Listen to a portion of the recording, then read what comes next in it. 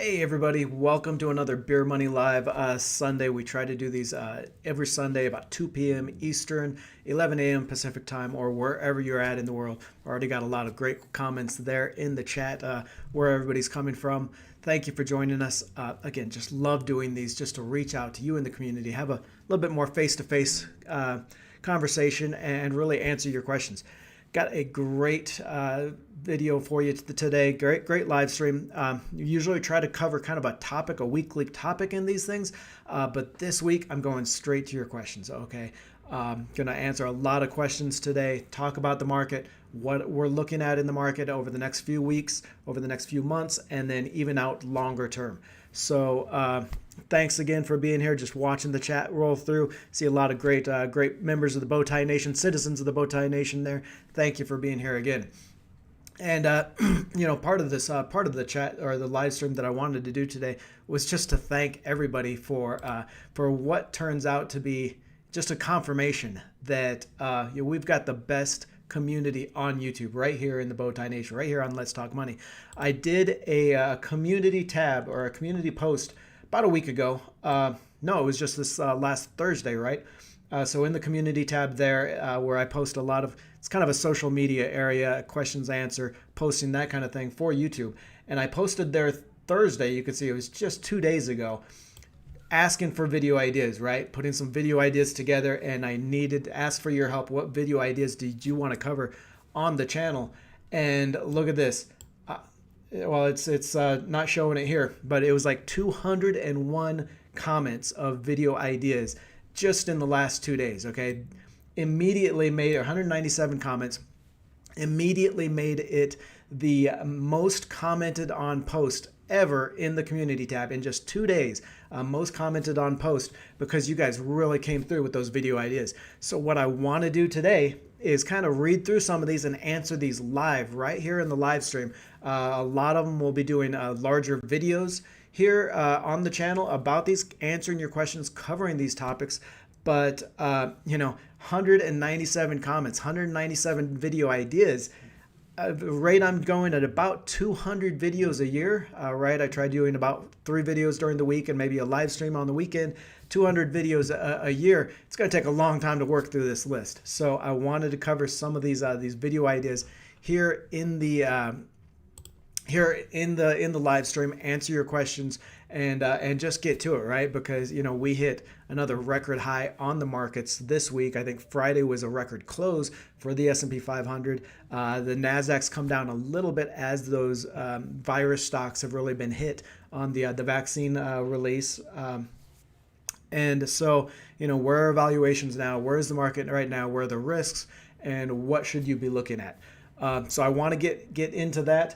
I also want to call everybody's attention to, if you're on Instagram, if you want to join the community over there, please do. Trying to grow the Instagram community. It's Let's Talk Money, Joseph Hogue. Those are all underscores under those. Join the community over there. I share a little bit more motivational stuff, a little bit more obviously a lot of investing tips, investing ideas, but also a lot of personal side that I just don't get to share here on the channel. One of the things I really don't like about YouTube is that you really get pigeonholed into a topic on a channel, right? I started the channel. I wanted to do about paying off debt, personal finance, making money, investing your money, and that kind of thing. And it's really just blown up around that investing topic. So the problem is, though, that when I do a making money video or a motivational video, YouTube just doesn't show it out to that many people. Okay, they show out the investing videos, but they just don't show those other videos out to all of you in the community. Even if you've subscribed and clicked that bell notification, a lot of times YouTube just doesn't show you those videos because they're not quite as popular as some of the investing ones. So we started here on Instagram just to kind of share those motivational ideas, the personal side. I share a lot of what I'm thinking lately as far as the business ideas, things like that. The posts with my kids, and then just these motivational posts which I love doing. because, I mean, I just really want to be a force for change in your life out there in the community. So please go to the Instagram page. That's Let's Talk Money, Joseph Hogue. Join the nation over there, and we will get to the live stream this week. See a lot of great questions there in the chat. Thank you for being here. We're going to do another question and answer session after we look at these questions here. So I'm going to run through some of the questions in our community tab there that we got last Thursday.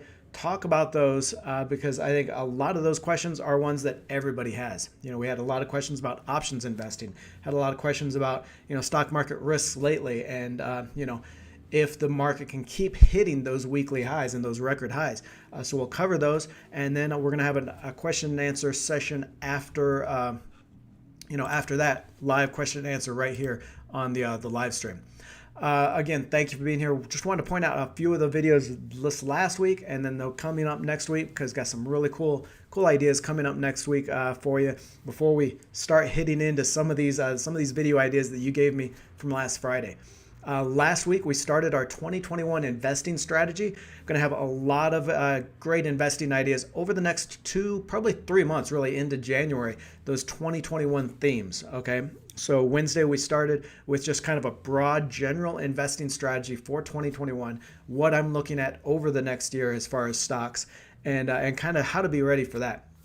So definitely be sure to check that out and be ready for those videos coming out. Like I said, I'm going to try doing about 2 videos a week, 2 of our 3 videos a week from now until probably mid-January. It's going to be 2021 investing. We're going to hit every sector of the economy. So within every stock sector, we're going to pick maybe the best 3 to 5 stocks in that sector. We're going to look at the other themes like penny stocks. We're going to look at options investing, things like that. Also did a really fun video on Friday, how to beat the ARK funds.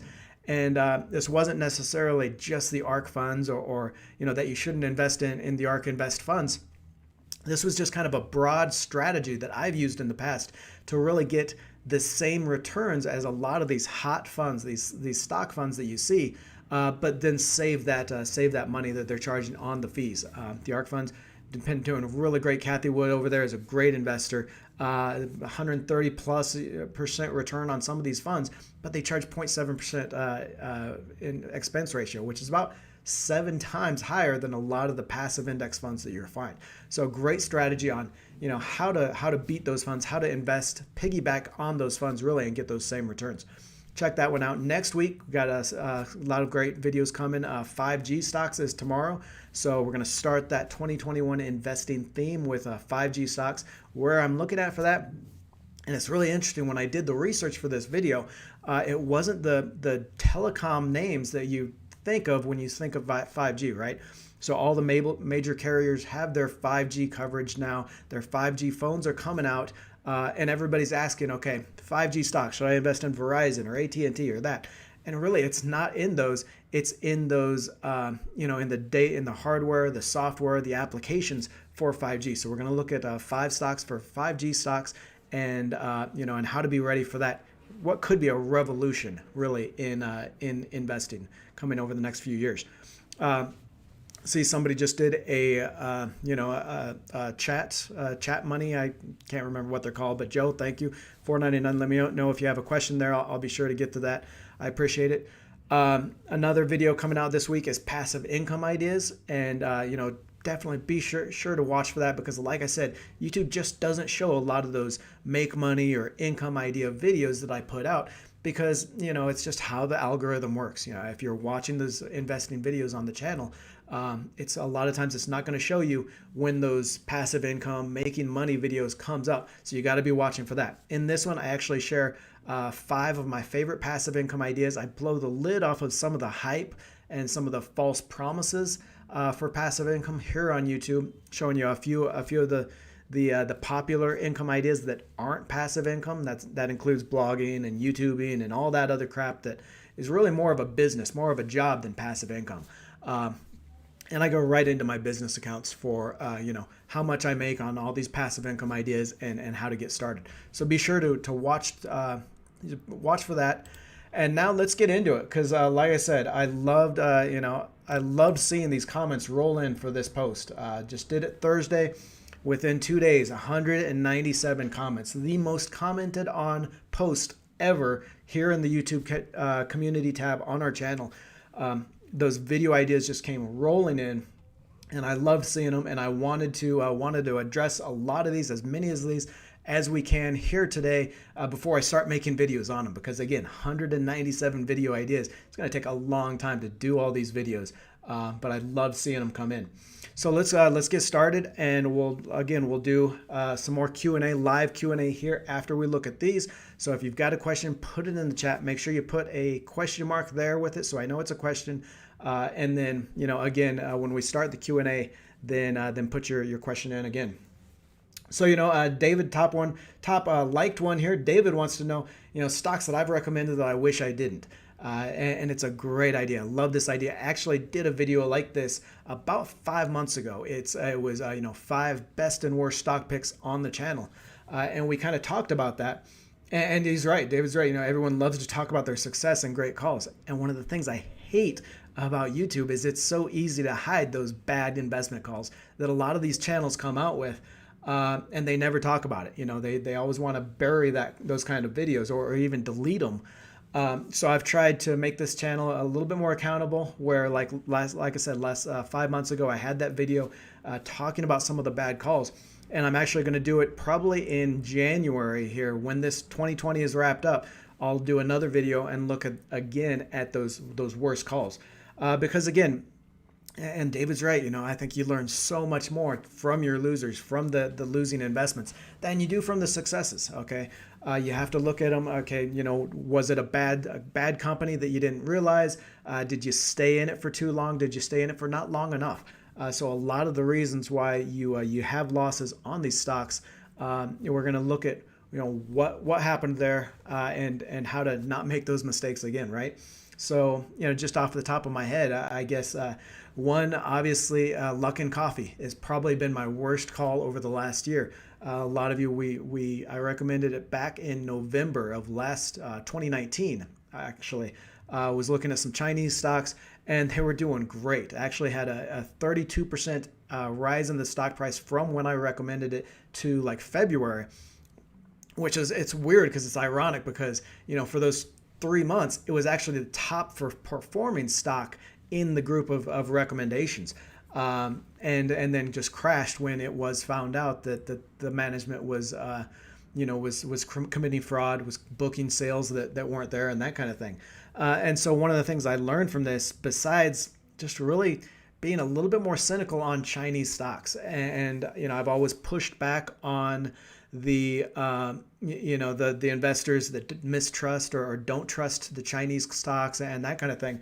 But the fact is that China is just not as transparent in their investments or in their stocks and in their companies. In fact, they have actually prohibited a lot of Chinese companies in the U.S. You have to you have to go through a lot of auditing and a lot of regulatory audits and bookkeeping and checking to be listed on the exchanges, and most and all companies in the U.S. are actually audited by the I think it's the PCAOB. It's the Public Accounting and Auditing Board, something like that, and they really provide oversight on those company financial report audits and the regulatory the regulatory things that go on to make sure that you can trust a company's financials.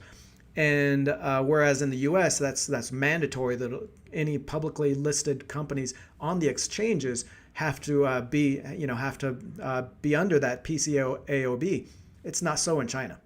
In fact, China has prohibited a lot of their companies from having that level of transparency. So after that Luckin Coffee investment, then I really got turned off on a lot of those Chinese players, even some of the larger ones. I still like Alibaba. I still like some of the very much the larger ones, but it's just very hard to trust Chinese stocks at this point because you don't have that auditing, you don't have that oversight and that regulatory transparency. So that's one of the worst ones I've done. What else? There have been a few others, and a lot of times, and we'll do this when I do this video in January, looking at the worst, the best, and the worst calls.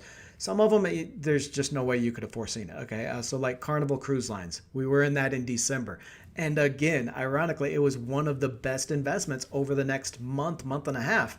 It was doing really well. It was a long-term downtrend in the stock, but the demographics are great behind it and everything. It was doing well, and then what hit.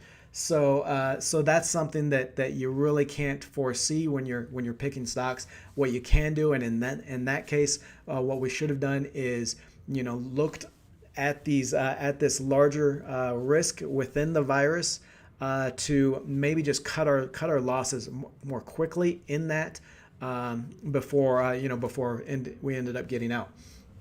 Great idea though, David. So definitely going to be putting a video together on that.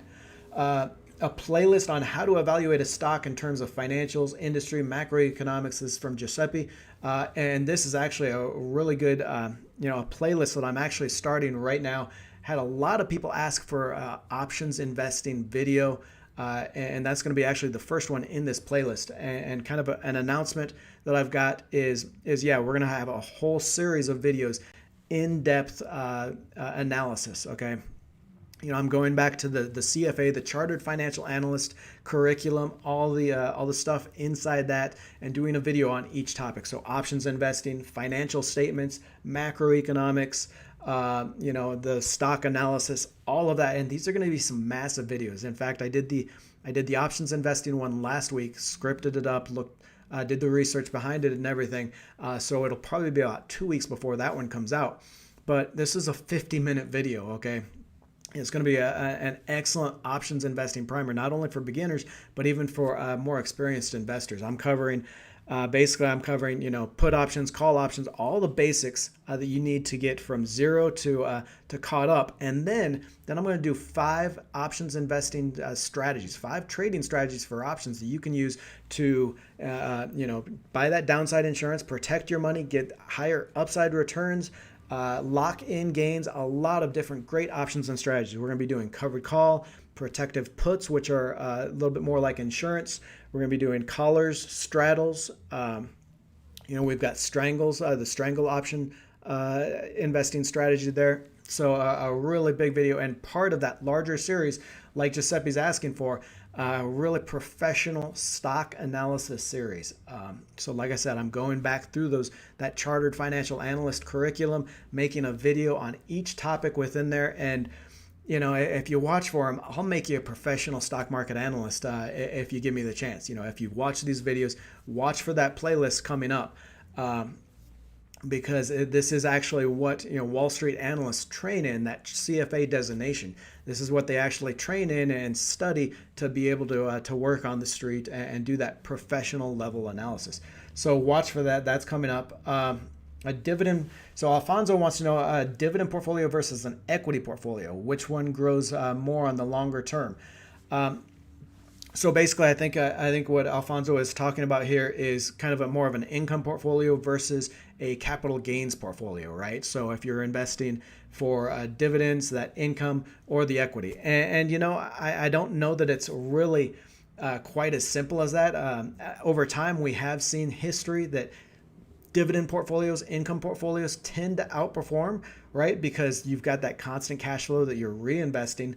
The equity portfolios, obviously, if your entire return on your stock portfolio is just capital gains, is just higher share prices, then that can all evaporate in a second, okay? And we've seen a lot of great stocks, GE, Research in Motion, a lot of those that were historically good stocks have just destroyed years of profit in a heartbeat, in 1 year or less.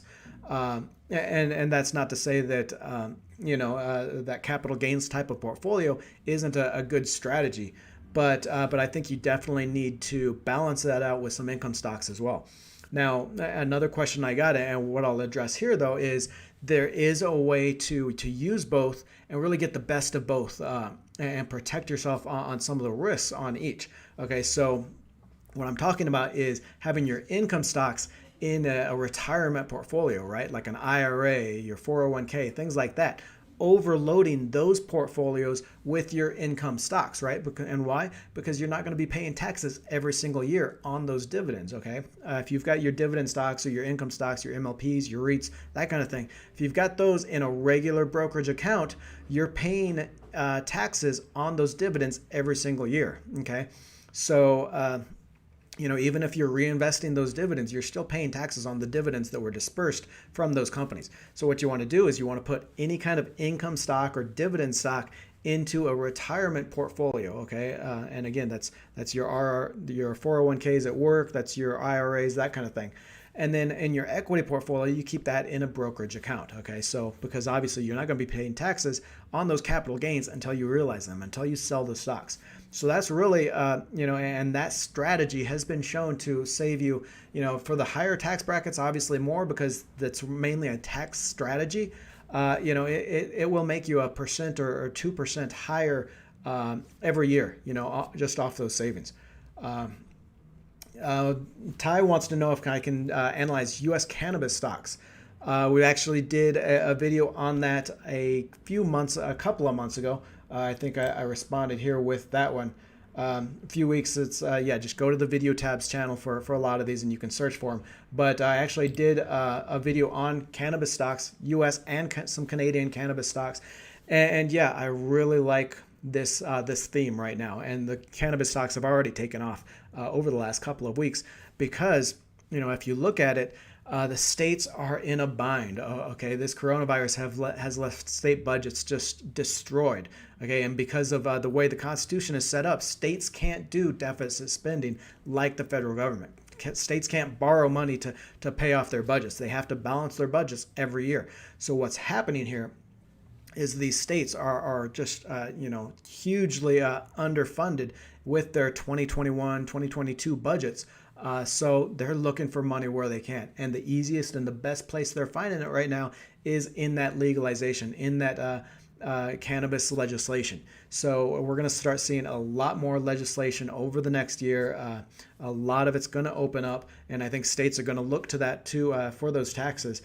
So I think cannabis is going to have a very good run, and we see it every few years, right? The legislative cycle heats up for cannabis. You start seeing those stocks really take off. So definitely check out that video and some of those cannabis stocks.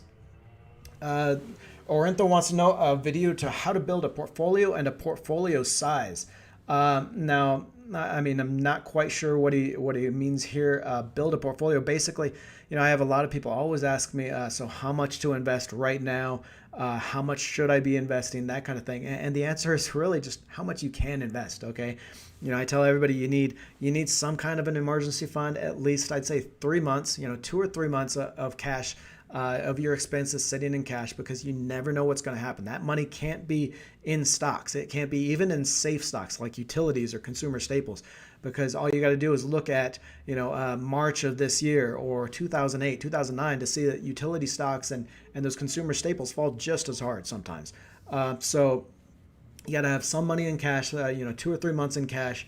Then you just you just budget what you can to investing, and it doesn't matter if you got $100 or $1,000 a month to invest. Just start investing and build that over time. Okay. As far as portfolio size, investments in each stock, that kind of thing, you don't have more than 3 to 5%. I would say 7% maybe a max in any single stock. And again, if you watch that video that we've got coming up in January about the best and worst trades, you'll see that's why. I really liked Luck and Coffee at that point, and it did well for a while until it didn't. Okay, so you never want more than 5% of your money in any single stock, right? So I would recommend, if you really like a stock, maybe start out with 3 or 4% of your portfolio in that stock. Maybe you can dollar cost average and each month you add a little bit more to it, but you really have to watch how much you have in any single stock. And I know, everybody looks at the charts on Tesla, on Amazon, on Apple, and it says, well, why would I invest in anything else? I can invest in, shares of Amazon, and that will fund my retirement completely. So I'll just have everything in Amazon, and it never goes down, right? Well, sometimes it does go down, and you never can tell when it's going to go down even further. Okay. So you just can't trust one single stock. There's always going to be yeah, good choices out there. Okay, folks. Yeah, you don't have to say, okay, we know what. There's no better automaker than Tesla. There's no better consumer stock than Apple. So I'm going to put all my money in this stock or in these 2 or 3 or 4 stocks. Right? There are always good picks out there if you're just you just stay vigilant, you do your research, and you find those. Alexander wants to know more about diversification and risk management. So those are obviously big topics, so we'll get to those. As far as diversification, a lot of conflicting conflicting theories on that, conflicting perspectives. On the one side, you see a lot of investors again saying, the FANG stocks have gone up 200-300% this year. Why do I want to diversify outside of that tech theme? Okay, and then on the other side is just more of a passive approach where you've got money in each sector. It's more diversified, and I think I would go a little bit more towards that area. Now, what this means, though, is you don't have to give up returns. You don't have to sacrifice higher returns for that diversification, and you can lower your risk in that and still get those higher returns. And what I'm talking about is something like what we're going to do over the next 2 months with those sector investing videos, right? We're going to go through each sector, each 11 sectors: consumer staples, utilities, industrials, energy, all those sectors. And we're going to find the top 3 or 5 stocks in each. Okay. So what you can do is you can still get your diversification by sector. You can still buy, maybe 2 stocks in each sector. You're still going to be spread out in the across the economy, across those sectors, but you're still going to get those higher returns because you're in the best of the best in those sectors. You're still in the best of breed. And that's really what you want to be watching for. Kevin, how many stocks to own to properly diversify and what sectors? So there's lots of opinions out there. Yeah. And we actually did this a video probably about 4 or 5 months ago on, how many stocks I should own. And it's surprisingly few for diversification. Okay. Research shows that anything really, even anything over 30 or maybe 40 stocks at the most is really all the diversification you need. Look at Berkshire Hathaway's portfolio, Warren Buffett's portfolio there. He's only got, I think, like 52 or 42 stocks, something like that. Not necessarily completely diversified, but pretty well diversified, even though, Buffett says he doesn't like diversification, but the portfolio was actually pretty well diversified. So I would say as far as how many stocks, I like to use the core satellite strategy. And a lot of you out there in the nation have heard me talk about this before. That's where you have 3 to 5 funds where maybe you have 50% of your money, 50, 60% of your money in those funds. That gives you all the diversification you need. Okay. You invest in two or three funds that give you stock diversification, broad stock market funds. You get a bond fund, maybe the BLV, which is the Vanguard long-term bond fund, maybe the PFF, which is a preferred shares bond fund, so kind of a hybrid between stocks and bonds there. You get a real estate fund, so maybe the V&Q, which is a Vanguard real estate fund, holds all those REITs. So those 5 funds, 3 to 5 funds, is really going to give you all the diversification you need. Okay, you're going to get the asset classes, you're going to get the sectors, all that, and then maybe you pick 10 to 15 stocks that you really like. And within these stocks, maybe you look to different sectors. I wouldn't have all of them in tech. I wouldn't have, even maybe a third of them. Maybe you can have out of 15, maybe you can have 3 or 4 good tech stocks.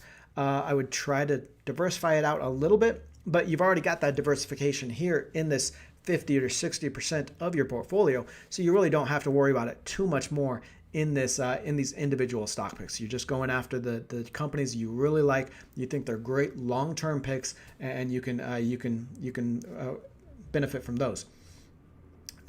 Which stocks under $5 could see huge profits in the coming year? Great question by Jennifer there, and one I'm glad she asked because I wanted to address it. I always see these questions about the price. I want stocks under $5, under $10. And the problem is the stock price really means nothing, okay? Stock price is just a function of the market cap, so the size of the company in the market, right? That's just all the investment dollars in it, and the number of shares that's issued, okay? And we actually did a video a little bit ago that kind of showed this, that you can have a very small company. I think it was like a $200 million company we showed, but they only had maybe a million shares. issued, right? So obviously $200 million company, a million shares issued, that's a $200 stock price, right? Because that $200 million market cap is only spread across a million shares, right? So you'd think, well, that's a huge company. That's not like a penny stock or a growth name, but it is, because a $200 million company is extremely small. That is micro cap, nano cap almost, okay? So that could still be considered a penny stock, right? And very high growth if they've got those growth rates. Whereas, another stock that we showed was actually, I think it was like a $4 per share stock, but it was something like a $2.8 billion company. And it's just because they had so many shares issued, that $2.8 billion market cap, that company size, it was spread out across all these shares, and it was only a sub-$4, sub-$5 stock, right? Doesn't necessarily mean that this is a high growth, penny stock type of company, okay? Because it's already $2.8 billion. So be very wary of looking at just the stock price, and thinking and assuming that that's a growth stock or a penny stock or that kind of thing. Now, I do understand part of the question is, if you've only got $100 to invest, you're not buying shares of Amazon, right? You're not buying shares of Apple or Tesla. They're $300, $400, $500 per share. So what you really need to do is be on some of these investing platforms. I know M1 does. I think Robinhood has started to, maybe Webull as well. You can buy fractional shares, right? So I can invest $100 and buy a tenth of a share of Amazon, right? Which, what is Amazon like $1,000 right now? I haven't checked Amazon in a while. But yeah, you can buy fractional shares. So share price really means nothing, especially when you're not confined to that, to that stock price, 3,000. So, $100, you're not buying a whole lot of Amazon, but you can have exposure to that stock. So if you're not on one of these investing platforms where you can buy those fractional shares, then yeah, you're kind of confined by stock price. But please just do not assume that a lower stock price means that there's more opportunity in that stock. Okay, and all you have to do is look at Amazon, look at Apple, look at Tesla to realize that those high priced stocks, those high per share price stocks can do extremely well, even though the stock price is already fairly high. It's really about valuations. So that price per earnings, price per cash flow, or per sales, that enterprise value per sales. It's about their actual growth that they're reporting, that kind of thing. That's much more important than just the share price, having a low share price. Renewable energy companies to watch. That one I think I'm going to save for our 2021 video series. We're going to be looking at energy stocks and specifically renewable energy companies. I know there's obviously a very, very hot theme in the market right now because of the Biden presidency and that thought of the shift towards renewables. Rafi wants to know how to know when to go big on a position, and that's a great question, and it's tempting, but it's a very dangerous question as well. We already talked about how you need to limit your exposure in any one single company to 3 to 5% in that company. And I know it's tempting. It's tempting to put all your money in Amazon and just let it ride you all the way to retirement. But then again, yeah, if you thought the same thing about Enron, or if you thought the same thing about Research in Motion, Research in Motion, BlackBerry used to be the smartphone. Everybody I knew on the street anyway had a BlackBerry. Everybody at Bloomberg had a BlackBerry. You had to have 1 or 2 or 3 BlackBerries, in fact. And where is the stock price gone? It's absolutely cratered. So there are some ways to, if you're more in the technical analysis, you can kind of watch the trends. So what I usually look for is when a company, when the stock price hits above its 50-day moving average, kind of an upwards trend indicator. You can look at the relative strength indicator. A lot of those maybe increase your position a little bit, but again, you really have to be careful with that because it can turn on you. And if you've got 10 or 15% of your money in a single stock, then it's really going to hurt. And so I would just say take a more diversified approach. Look for 10 stocks that are going to do 100% rather than one stock that's going to be a 10 bagger, rather than one stock that's going to do 1,000%. Okay, because that 1,000% potential is much more dangerous than those 10 individual stocks, right? And with that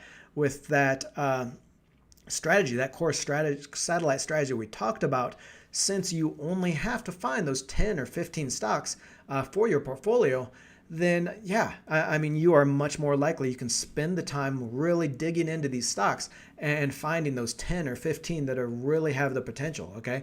Whereas, if you're totally invested in individual stocks in your portfolio, then, maybe you need 20 or 30 stocks. That's a lot of time researching, a lot of time analyzing stocks, and you're much less likely to be able to focus really on those core 10 or 15 great companies. So it's a great question. I'm going to take another drink. What are you drinking? Let me know in the chat. I got mine. I try keeping it to beer during these Beer Money Sundays because I don't want them to get too interesting. I got my bottle of Jack Daniels on the desk there that I crack open once a week on Friday nights there. Just kind of relax. But I keep it PG-13 for the live chats here. So P Pandit wants to know something on balance sheets, understanding debt. Again, one of the first videos that we're going to do in that analyst series that we're going to do. Again, the first one's going to be options trading. I'm going to show you those 5 options trading strategies that you can use not only to lower your risk but to increase your returns. But the next 3 after that are going to be on the financial statements. It's going to be on the balance sheet, the income statement, and the statement of cash flows. Really, the core of what obviously a financial analyst does is looking at these financial statements that companies release every 3 months and every year, and backing out all the shenanigans. We're going to talk about a lot of the ways that companies fudge their income numbers. They fudge that net income, those earnings per share. They fudge those. A lot of the ways they do that. A lot of the ways we're going to look at how to look at quality cash flow. Quality cash flow versus that earnings statement. So we're going to really dig into these, and those are going to be big videos. Again, give me the chance. I will make you a professional analyst, a professional Wall Street analyst, because that's exactly what those people are studying to learn that. Stocks for a Biden administration or stocks that soar during civil unrest. I mean, I've actually been kind of surprised at how well the gun stocks, the firearm stocks have done over the past few months. And I think, at least over the next 3 to 5 months, I think those will probably do well as well, especially as they report the the sales over the last 3 months. And so now I wouldn't say that's something you'd want to be in long term, but that's definitely kind of a short term trade idea right there. Stock picks for a Biden administration. Actually, we did that on a live stream a few weeks ago. And I think you can definitely make the switch, the adjustment from that old fossil fuels energy into renewables. Another thing we talked about, and this isn't necessarily just for a Biden administration, but just really how the election came out with that split control of Congress, where it looks like the Republicans will probably keep the Senate, will probably keep maybe a 50-50 or a 51 Senate seat majority. And it was in those healthcare stocks. This was actually, if not this last Monday, then the Monday before, talking about those the health plan stocks. So I think you had Cigna, I think you had United Healthcare, as well as the drug makers. Okay, so I think we talked about Gilead Sciences. We talked about some of the larger Merck, maybe I think was in there. And the idea is that with that split control of Washington, D.C., the presidency and the Republicans in the Senate, the Republican control in the Senate, then you don't have a lot of the regulation that people were thinking was going to come through with a complete control of Washington. All right, so we're not going to get the massive, healthcare reform. We're not going to get the massive drug pricing reform, that kind of thing that a lot of people in the market were fearing. So I think you definitely look at those, how to successfully retire in a foreign country. I love this because I get to share a little bit more personal side of myself and that. I actually, most of you know, I actually live here in Medellin, Colombia. Okay, not Columbia, South Carolina, not Columbia, Missouri, Colombia, the country. So think way south. Came down here in 2006. I did some business consulting around the free trade agreement. Liked it so much. Actually met somebody while I was down here. And so I went back up to the States to be an economist for a few years, and we came back down here in 2013. And we've been living here since 2013. Actually planning on moving back to the U.S. Here as soon as possible, really. Trying to get a visa for our adopted daughter. But we're going to be moving back. But yes, right now and for the past 7 years, been in Colombia, Medellin, Colombia. And, there's a lot that you miss living in a foreign country, but there's also a lot of benefits, a lot of advantages that I think a lot of you out there can take advantage of. One of the biggest things is just the ability to save money. Okay, so here in Colombia, we live in Medellin, about 3 million size, 3 million people city, so a little bit smaller than Chicago. It's got all the amenities that you would want of a large metropolitan city, right? So we're not walking around and riding around on donkeys outside. Okay, we've got all the amenities, super fast internet connection, everything you could want, but at about a fifth the cost or less than a fifth the cost of what we'd expect living there in the United States, right? So what's that's enabled us to do is, even when my wife was in nursing school and not working, we were saving 90% of our income. Okay, so even if somebody that maybe you're making, maybe you're working virtual, maybe you're a blogger or whatever your business is. Maybe if you're only making $3,000 a month, right, $2,000 or $3,000 a month, you're still able to save $1,000, $2,000 of that every month. You do that for 1 year and you've got a great house payment saved up. Okay. You do that for a couple of years. You've really built that nest egg and you've really written your ticket. Okay. So I think a lot of people, even if you're not quite sure, especially if you're young and you've got that opportunity, try it out, man. Live in a foreign country, one of these low cost countries for 6 months or a year or so. Obviously the weather is great down here. It's about 80 degrees year round because we're right on the equator, but we're far enough up in the mountains that it's that constant 80-degree temperature all year round. There are some things that you'll miss, kind of an informal economy down here. The driving is crazy, but you can definitely put some money away. As far as retiring down here, same thing. Especially if you got that Social Security check, $1,500 a month, you live. That's a high up. That's a maybe low upper class income for down here. Okay, that's about 4,500,000 pesos, $1,500. That's about 5 million pesos down here, which is very good income.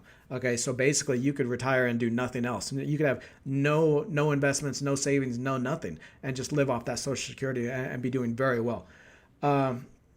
Of course, you have to learn the language. That's something you just have to do. You got to spend the time to commit to that.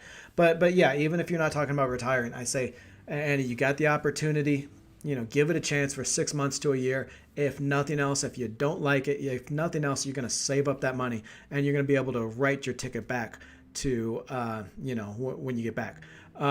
Saw somebody, if Colombia is so great, why are you coming back? Well, there are some things you miss. There's, like I said, the culture is so informal down here that rules and laws more like suggestions, right? Driving in traffic is crazy because people dart in and out.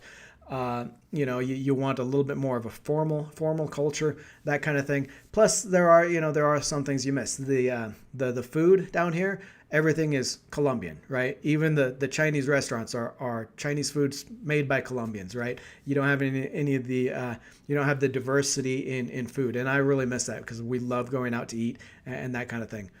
Plus, it's been 7 years. We've been down here for a while. We want to get back up to the United States and live there.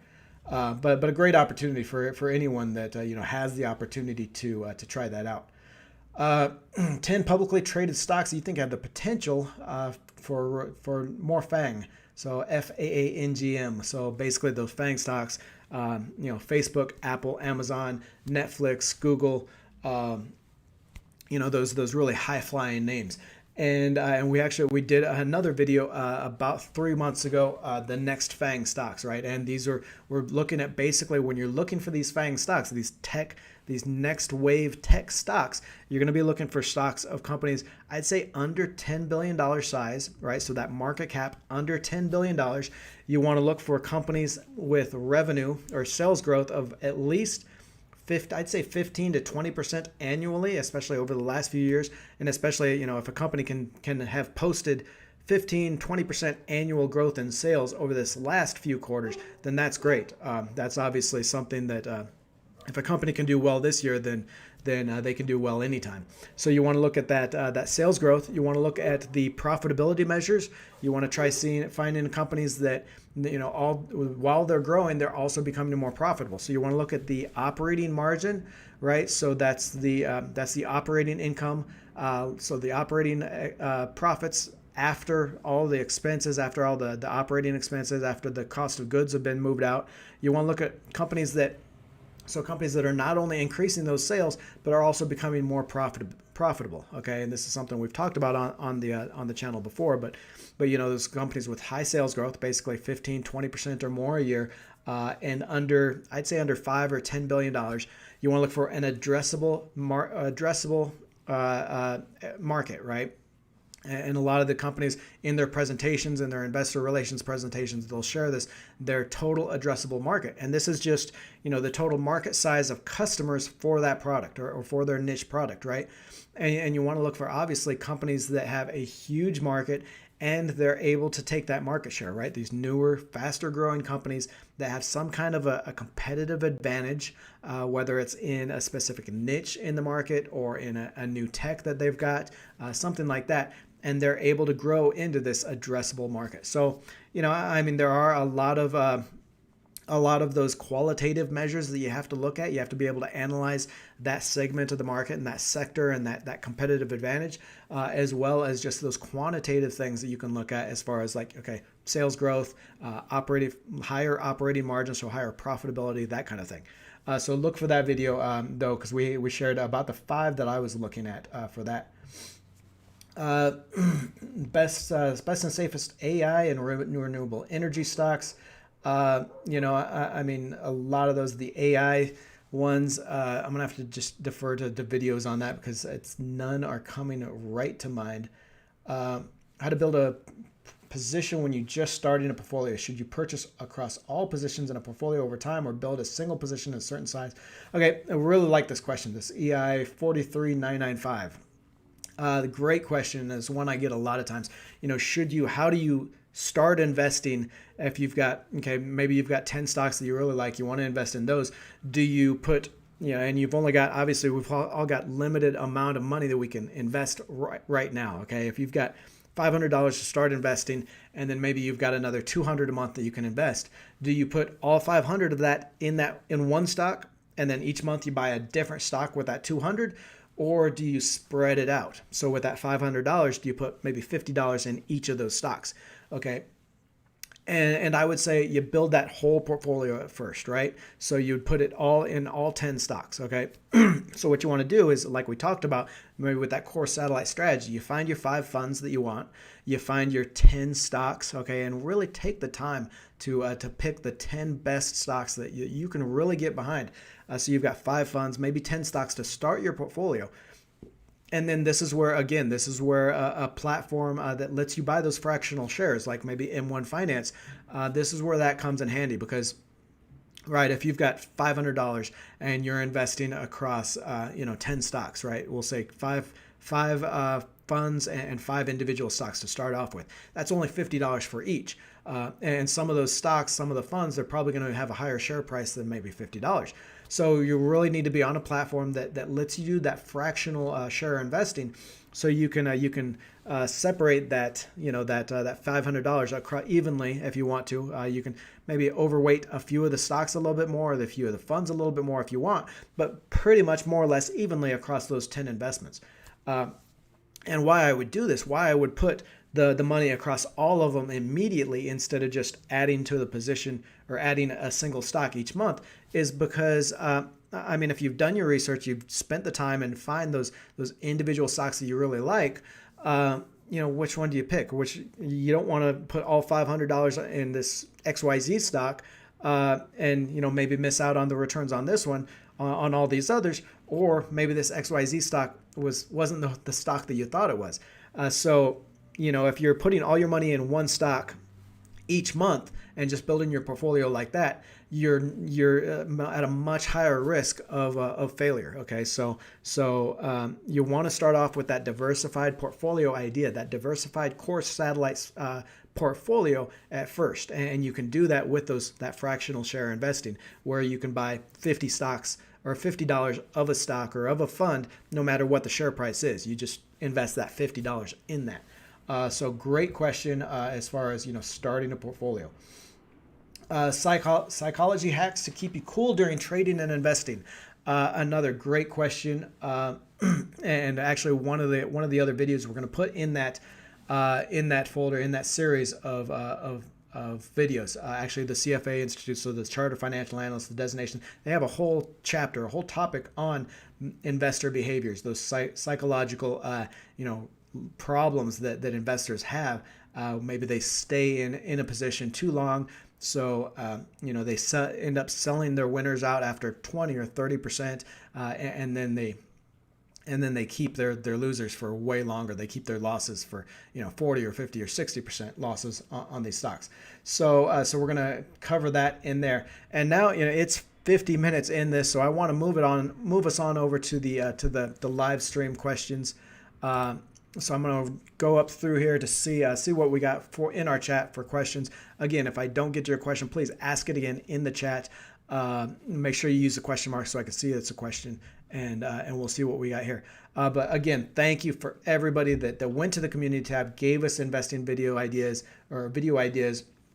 Check that out. You can add yours to there, because 197 video ideas. I'm going to be doing those over the next year, but I am going to get to these video ideas, and I am going to be doing those videos. So thank you again for that. So what else? Not safe. Okay. Venezuela is not where I'm living. So yeah, I would not recommend living in Venezuela right now or for the foreseeable future, because it is definitely dangerous over there. Colombia here is a lot more of a market system, kind of U.S. market system economy, much more conservative as far as the markets and that kind of thing. So not kind of that socialist train wreck that they have there in Cuba and in Venezuela. Okay, so looking to see, Kinshin wants to know, what do you think about the fake stock market gurus? Good question, and that's kind of what we were talking about earlier with, a lot of these channels. They'll give all these stock recommendations, these picks, right? And then they just bury the bad ones, or they delete the videos. It is very easy to delete a video. I've never deleted a video on the channel, but yeah, a lot of them they're trying to sell a course, or they're trying to sell, their stock market trading course or their newsletter, right? That kind of thing. So it's much more about the hit or miss. It used to be back in the day when I was, on Wall Street, then it was the boiler rooms, right? Where they would pump and dump these penny stocks. And what they would do is they would send out, a classic example of these things. They would send out 100 newsletters, right? This is when you still got your stock picks in the mail. They would send out 100 of these newsletters, and they would segment it, right, into maybe 10 different groups with 10 different stock picks for on each newsletter, right? And they would just track that. They would send it out each week. They would send out a new newsletter with maybe 100 different picks separated across all these tranches, right? These maybe one person would get one newsletter with five picks, and then the next week they would get a different 5 picks, and they would track who got what email, right, or who got what investing picks, and invariably, even if you're just throwing darts on at the Wall Street Journal, invariably after 3 weeks or so, 2 or 3 weeks, some of these people in this mail list have gotten just amazing stock picks, right? Every single newsletter has been winning picks. And so then they go after those guys. They start calling those guys up and say, hey, we've sent you our free newsletter for 3 weeks. You're up 30% on these stock picks. give us 10 grand and we're going to invest your money for you and you're going to be rich. And of course, it was just these pump and dump and these fake, these fake investing houses. And it's kind of evolved into what we see on YouTube a lot with a lot of these YouTube channels. And basically they can just keep pumping out their stock picks. And then the ones that are bad, they just delete the videos, so it looks like they've got a perfect track record for picking stocks and that kind of thing. So you really do have to be careful. You have to do your own research. If you look on Let's Talk Money on the videos there, you'll see that they haven't always been great picks. We've got some lousy, some losers in there. I stand behind my record though. I've never deleted a video and never will. But you have to do your own research, and you have to really believe in the picks you make. And this is part of the reason why I say, again, don't have more than 5, maybe 10%. If you love, you think you've got the inside scoop on a company, on a stock, maybe 10% at the most of your total portfolio, because any more than that, and you're just setting yourself up for disappointment. So yeah, I mean, do your own research. Just stay with the channels that they're giving you honest, rational research and honest, rational advice. But then manage those position sizes so you're only maybe in 5%, 10% at the very most in any single stock. What else we got? What do you think of Pfizer as a long-term holding? Okay, so a great question. Pfizer obviously came out last week with results that said that its vaccine was about 90% effective on the coronavirus. And I mean, I like Pfizer. I hold Pfizer. I own shares of Pfizer. I'm looking for maybe an exit position or maybe to cover it with a covered call position, because I think, obviously, as a lot of people see that news, they jumped into Pfizer. What I do like about Pfizer versus maybe some of the smaller firms like Moderna that's in the vaccine race is that Pfizer obviously has that better pipeline, that much longer term established pipeline of drugs, that they're not just banking on the vaccine, on the coronavirus vaccine, right? So obviously all these, especially these first 3 probably vaccines that we're going to get. So Pfizer, which is a partnership with BioNTech. Moderna is probably going to release their results maybe this week. They said they're analyzing the results now, as well as there's one other company that's really close. I think it's maybe Gilead that has the other. No, AstraZeneca. AstraZeneca is also in stage 3 trials. Will probably be one of the first 3 to have a vaccine. And AstraZeneca is probably another good pick for that pipeline kind of idea. But if you're looking at all the companies coming out with a vaccine, one is, do they have the distribution in place to actually distribute and make money off of this? Okay, so that's one thing you have to ask. And a lot of the smaller shops, the smaller drug makers maybe don't have that in place. 2 is, do they have the pipeline to really, keep those sales going? Okay, so once we got everybody inoculated with the coronavirus vaccine, then what? Then what does Moderna do? Then what does some of these smaller drug makers do? So you really have to, if you're looking at a long-term holding, and I think, yes, Pfizer, Pfizer is a good long-term stock. You really got to know that they've got that pipeline that's going to keep those sales coming in even after this virus. What else? Okay, somebody's asking do I think the market can keep on going up? The strategy, that kind of thing. And thank you. That's a great question. Really one that I wanted to address because it's more that overall investing strategy. And yeah, it's looking tough. I mean, the market hit an all-time high this week. We've ridden it up with a lot of the stock picks. And I think, you've got maybe another couple of weeks, maybe another week or 2 at the most, really, of those new highs and of that positive sentiment. Like I said, Moderna just said last week that it's going to be analyzing and releasing its results very soon.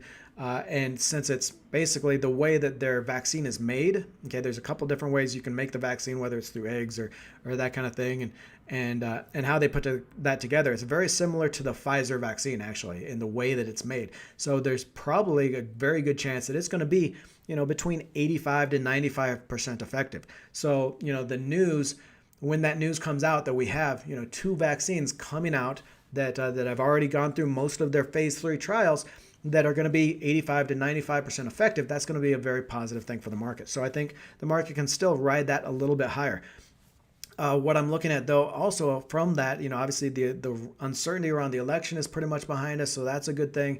But now we have to look at, stimulus. The market investors are still booking in some idea of stimulus over the next 2 months, right? Some kind of stimulus measures, and I think that's very much more of a risk. Okay, now Congress does have to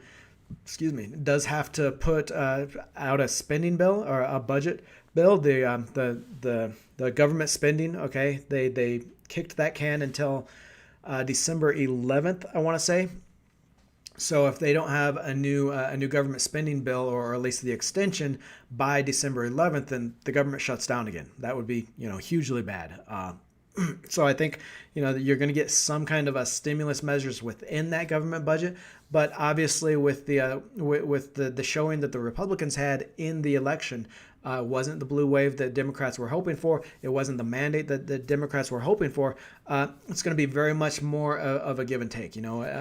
A lot of people were looking at, so if the Democrats can take the Senate, keep the House, take the presidency in a larger wave, then obviously they'll be able to push through a lot of the stimulus and fiscal stimulus that they were looking at.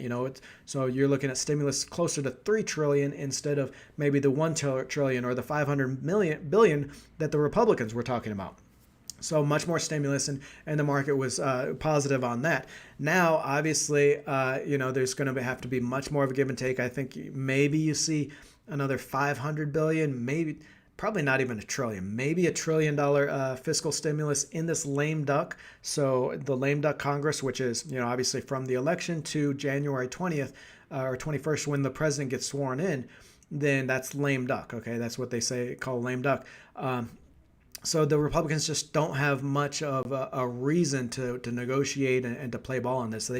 So I think the Democrats, Nancy Pelosi, Schumer, and the Senate are going to have to really accept what they can get, I think, in a lot of, and I think that's there's a good chance, one, that could disappoint the market, because I think a lot of people in the market are still looking for that larger fiscal stimulus package to boost those asset prices, and I just don't know that it's going to come.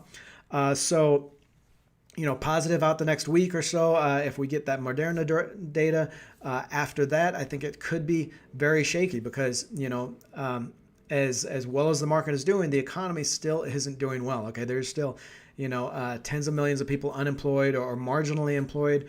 The unemployment rate's still fairly high. We're still seeing something like 700,000 new people file for new unemployment claims each week, which is, a record.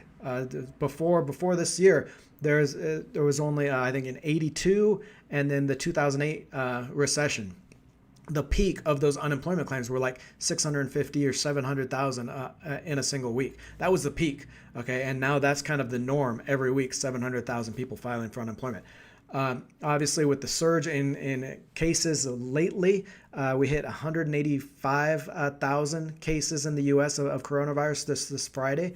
And the way that's growing, I mean, that was about 40% over the week before.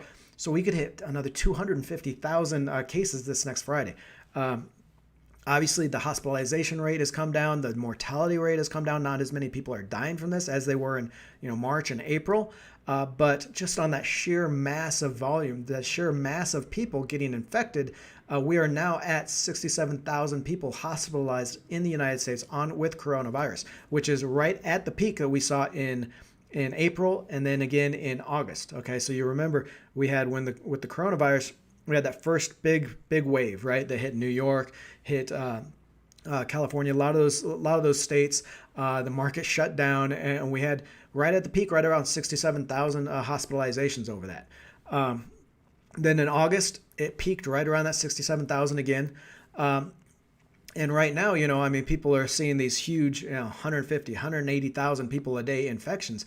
And they're not quite as worried because the hospitalization rate is lower, the mortality rate is lower. So we're not seeing that risk, of the shutdowns because the hospitals can kind of handle it. It's not quite as bad. But as this thing keeps on growing, if we do hit 200,000 a day infections this next week, then hospitals and state and local governments are going to have to make that decision. We're already seeing, New York, a lot of, I think, some of the states in the Midwest are shutting down again or having curfews, that kind of thing.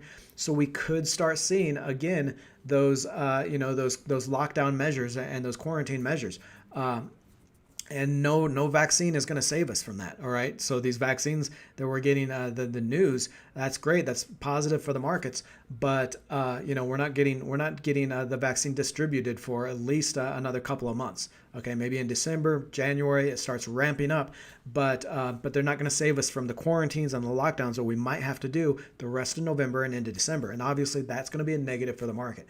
So.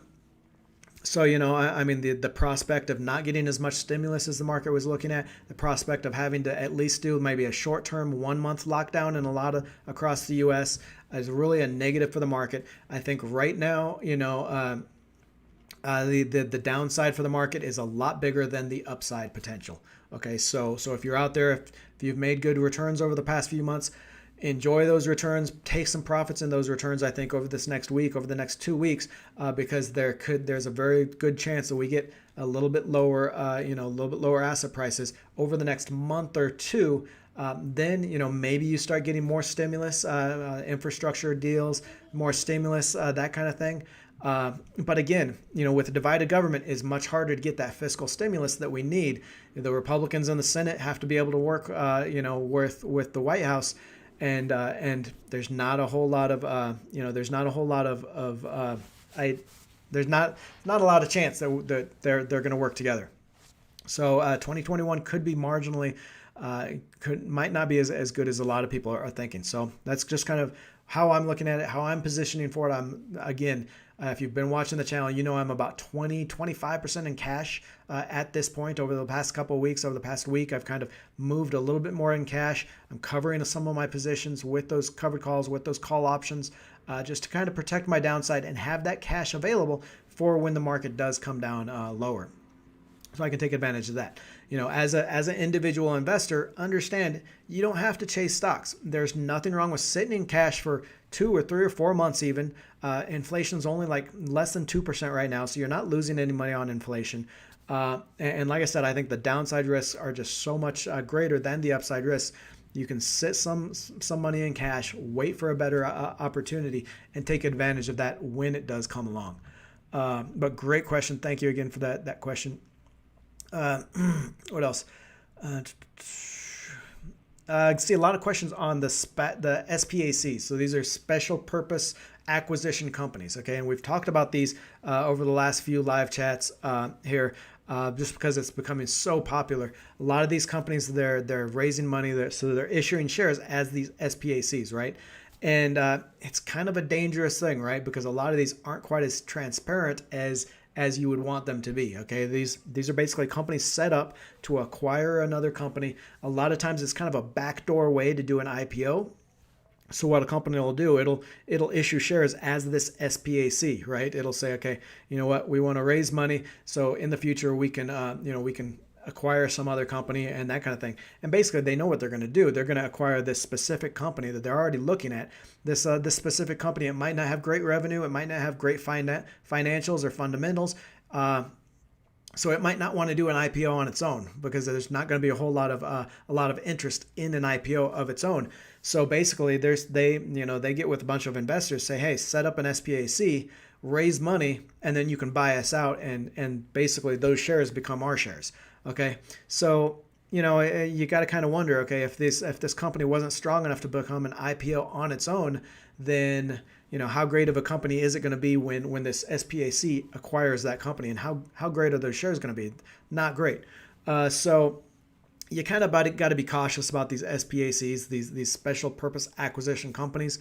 I would much rather invest my money in a company that is already, the fully formed company, not just trusting these investors that are setting up this SPAC to do the right thing, to acquire a great company and that kind of thing. You're pretty much, you're just relying on the goodwill and the investment advice of this advisor, right? So one, you're trusting that they're making the right decision in acquiring this specific company. But two, you're kind of relying on their good moral standing as well, right? Because they're obviously going to make a shit ton of money, a shit ton of money, bringing this company into the market, right? Acquiring this company.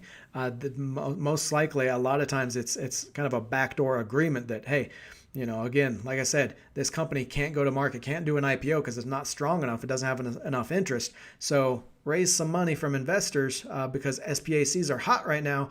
Then you can buy us and we'll all be rich. Okay. Kind of makes you wonder about the investment thesis in that. So just be very wary of those SPACs that are so hot right now. What else? Got a lot of great questions. Again, thank you everybody for being here. Has it my rules? Thoughts on Intel, invest or not after stocks beat? I like Intel. I think it's a good long-term stock.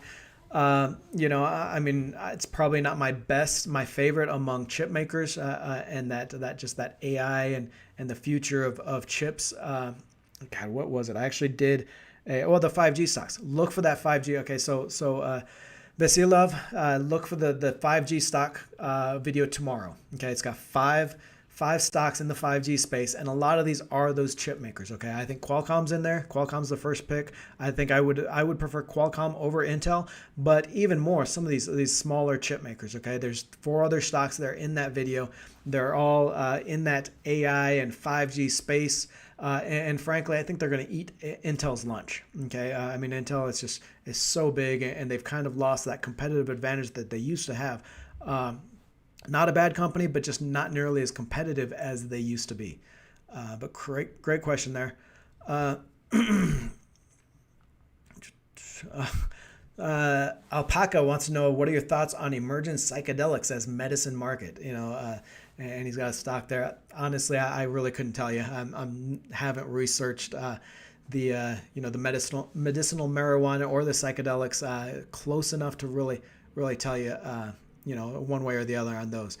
NZ, any comments on the real estate sector? Another great question. I actually got on either this week or the next week. We got a real estate investing video coming out, and really, you've got to look at the different property types in the real estate market right now, because some are just really hot. Okay, the infrastructure. So you've got the cell tower ones with AMT, and there's a couple of cell tower ones there. The infrastructure, the data center ones, which obviously with all this internet traffic ramping up, and I think even more with 5G coming, you're going to get a lot more data traffic that has to go through these data centers. So those are all really good. A lot of these, so self-storage is still doing really well, comparative, relatively. It's about an 8 or a 9% return so far this year on those self-storage REITs, that property.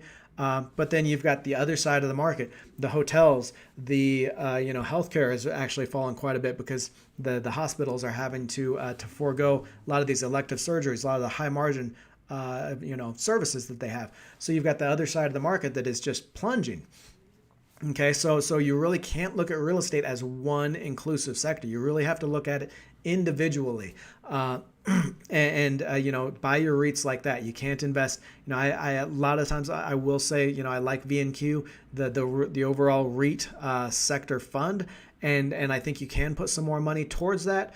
But you got to be careful because you don't want to be in a lot of these sectors. So I would have a very little bit in that fund, and then more in the individual sectors. So like I said, I think the cell tower and the data center REITs can still do very well, especially with 5G ramping up, and that's going to be a trend over the next at least 5 or 10 years.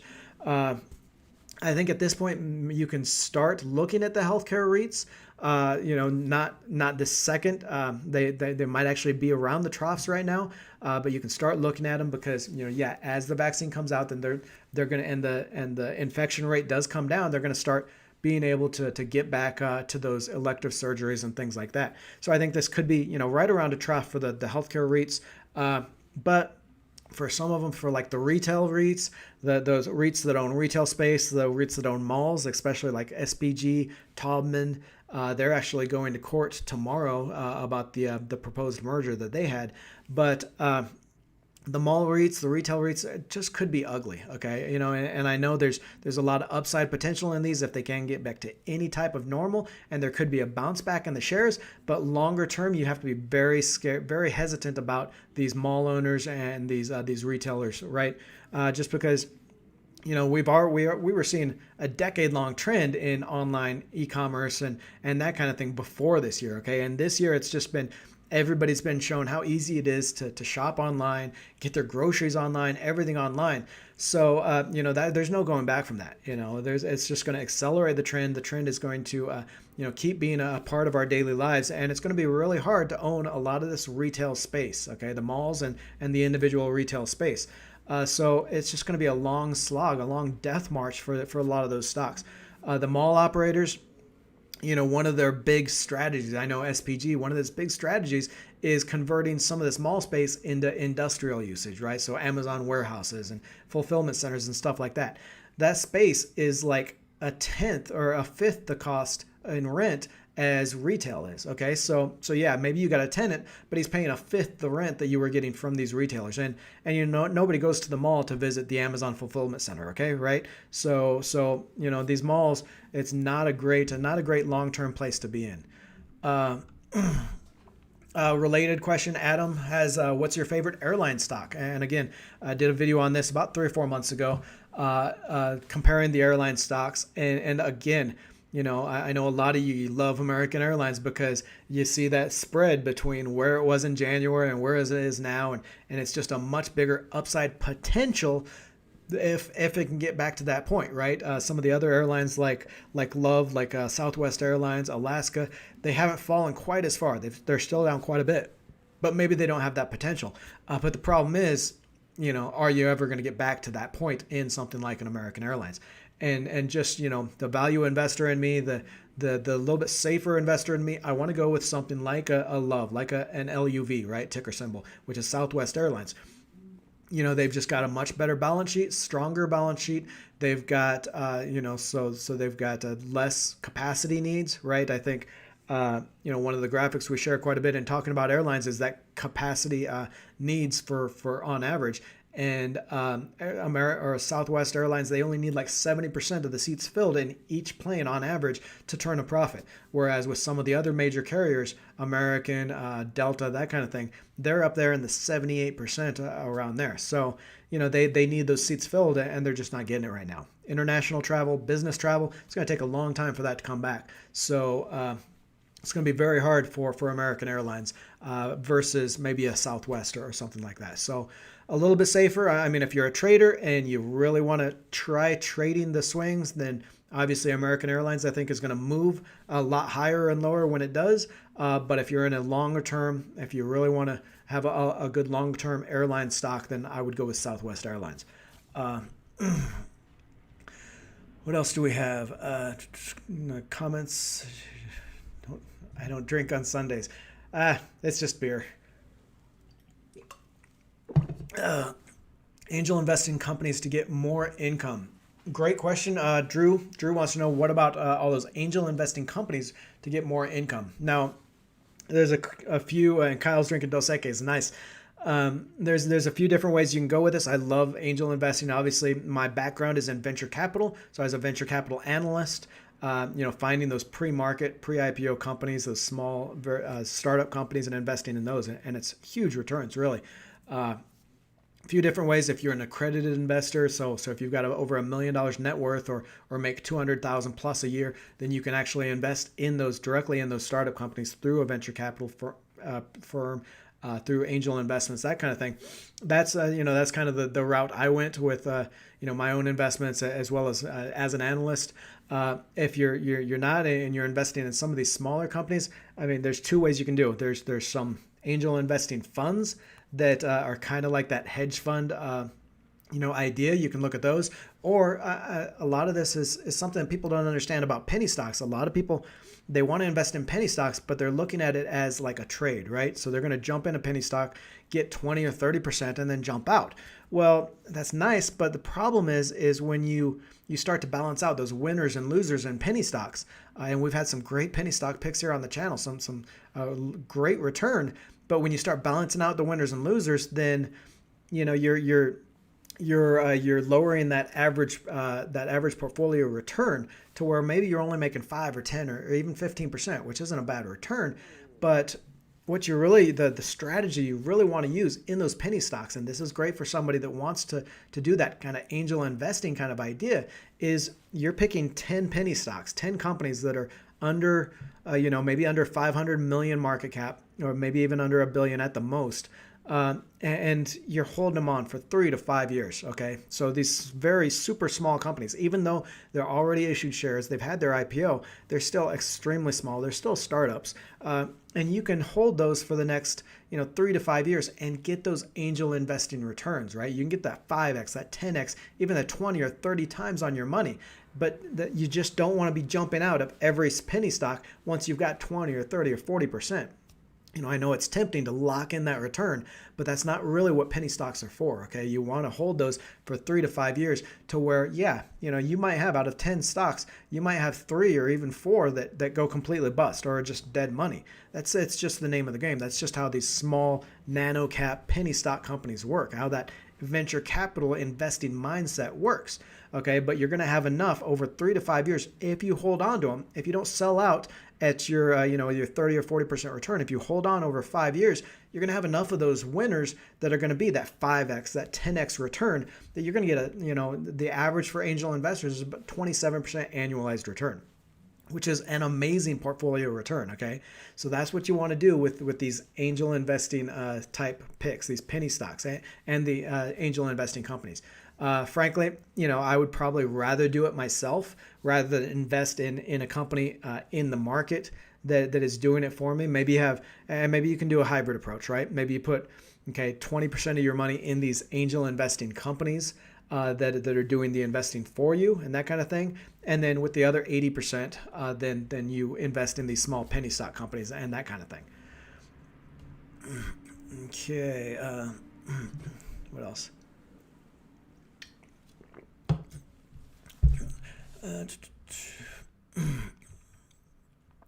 Got some people in here from Brazil, from Argentina, Panama City. Actually, we are planning on moving to Tampa, so going to be real close to your neck of the woods there. But you're Panama City, Panama, so not quite. I was thinking Panama City, Florida.